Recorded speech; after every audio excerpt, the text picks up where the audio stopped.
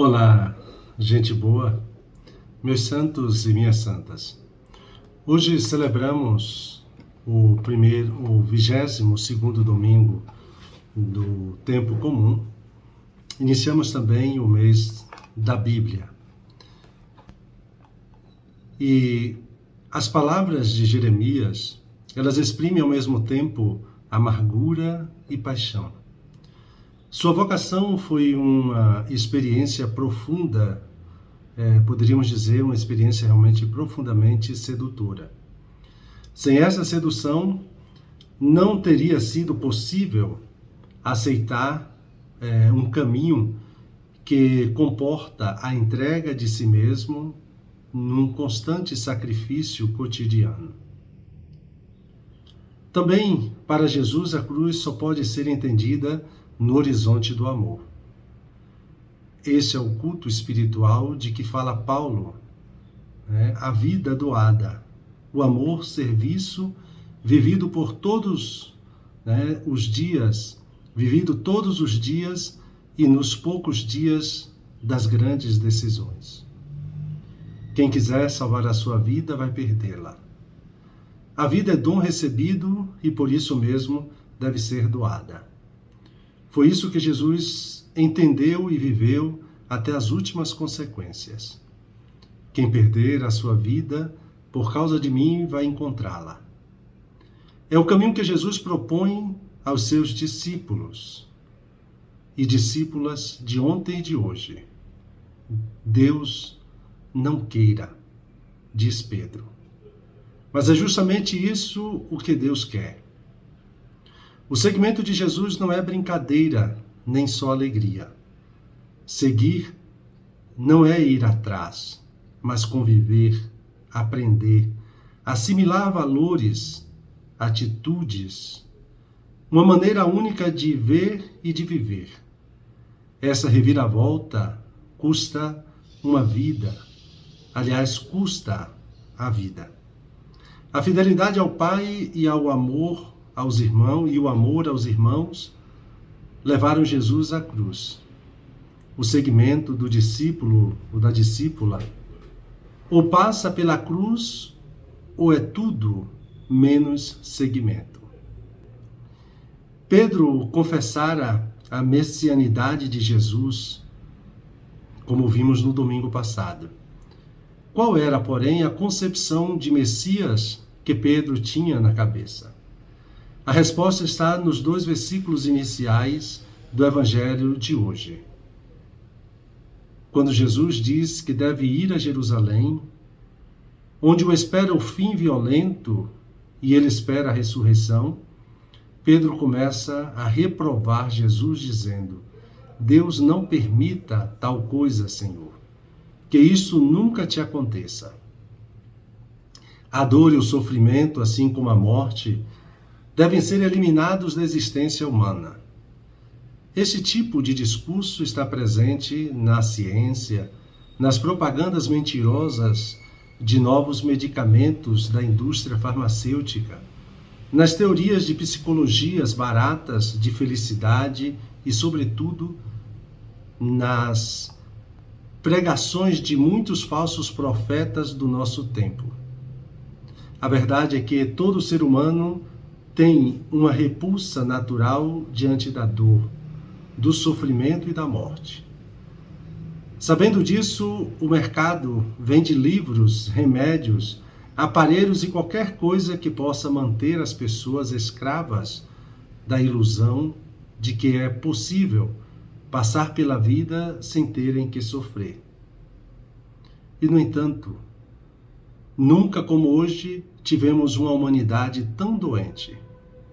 Uma vida tão atribulada e pessoas tão incapazes de lidar com a dor e o sofrimento. O evangelho da semana passada terminou com essas palavras. Jesus proibiu severamente aos discípulos de falarem que ele era o Cristo, o Messias. Qual a razão dessa proibição severa por parte de Jesus? Uma só. A expectativa ilusória de que o Messias viria ao mundo para libertar definitivamente o seu povo de todo tipo de sofrimento. Essa expectativa aparece hoje claramente na pessoa de Pedro, que ao tomar consciência de que Jesus, o Cristo, devia sofrer muito, ser morto e ressuscitar no terceiro dia, rejeitou imediatamente essa verdade. Então Pedro tomou Jesus à parte e começou a repreendê-lo, dizendo: Deus não permita tal coisa, Senhor. Que isso nunca te aconteça. Os papéis se invertem. Ao invés de Pedro orientar-se na vida pela palavra de Jesus, achou-se no direito de repreender Jesus.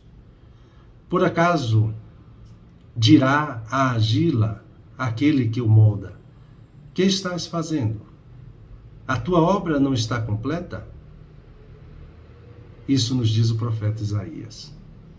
Não foram poucas as vezes, e nem serão, em que nós repreendemos Deus por ele não impedir a dor em nossa vida. A versão moderna da repreensão de Pedro: Deus não permita tal coisa. Deus criou você para ser feliz, para vencer, para ser uma pessoa bem-sucedida. Mas será mesmo que a única razão pela qual nascemos é para sermos felizes? Entendendo felicidade como ausência total de dor, de sofrimento e de morte? Deixemos Jesus responder. Vai para longe, Satanás. Essa é a resposta de Jesus. Segundo ele, toda pessoa que entende que a vida só vale a pena quando se pode ser feliz e não se tem que lidar com nenhum tipo de sofrimento, essa pessoa é satânica, diabólica, justamente porque o diabo é o pai da mentira. E a maior mentira que existe é fazer propaganda de uma vida em que não haja possibilidade alguma de dor ou de sofrimento. Portanto, tudo que o mundo vende como promessa de felicidade constante, ausência de dor, remédio, tecnologia, igreja ou religião, é satânico, diabólico, porque é mentiroso. O grande erro de Pedro e da maioria de nós é este: tu não pensas as coisas de Deus, mas sim as coisas dos homens. Os homens entendem a vida como busca de prazer e de felicidade, vivendo em função de si mesmos, sem se importarem com os outros. Deus entende a vida como doação, como o abraçar uma tarefa em função do bem da humanidade, ainda que tal tarefa comporte algum tipo de dor, de sofrimento. A pergunta que move o ego do ser humano é: onde está a minha felicidade? A pergunta que move o coração de Deus é: onde está o teu irmão? Enquanto os homens entendem que a vida só vale a pena se não houver nela nenhum tipo de sofrimento, Deus entende que o sentido da vida está em você aprender a enfrentar o sofrimento que faz parte da sua vocação, isto é, da tarefa para a qual você nasceu.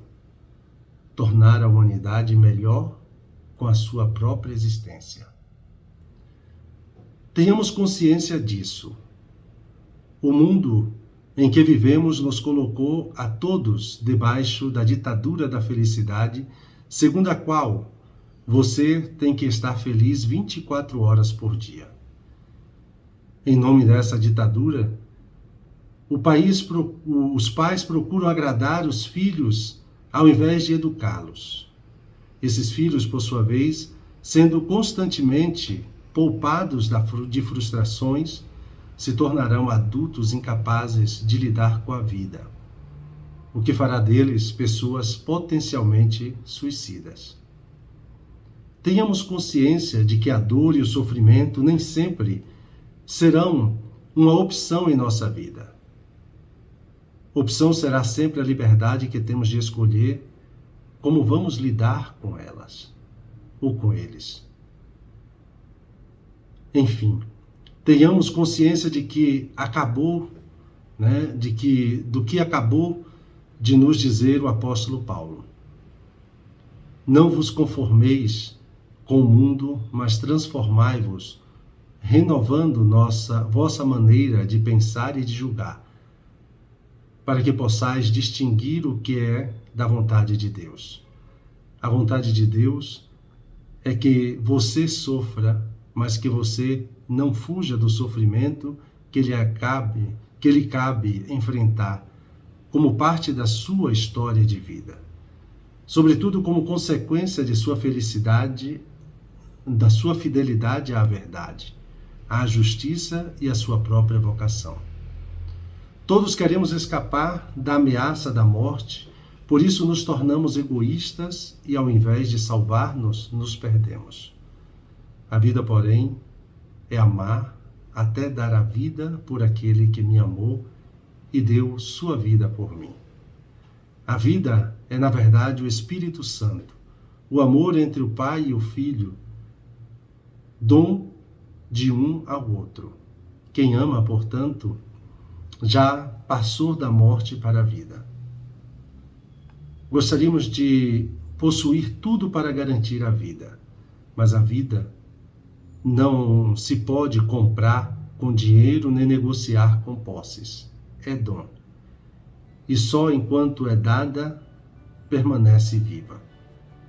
A minha salvação agora depende só da minha decisão presente de viver sobre o amor de Deus e dos irmãos e irmãs. Essa é a nossa obra.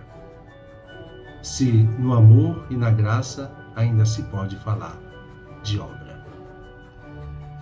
E dando continuidade a esse nosso momento de oração, me coloco na presença de Deus como de costume. Recolho-me, imaginando Jesus com seus discípulos.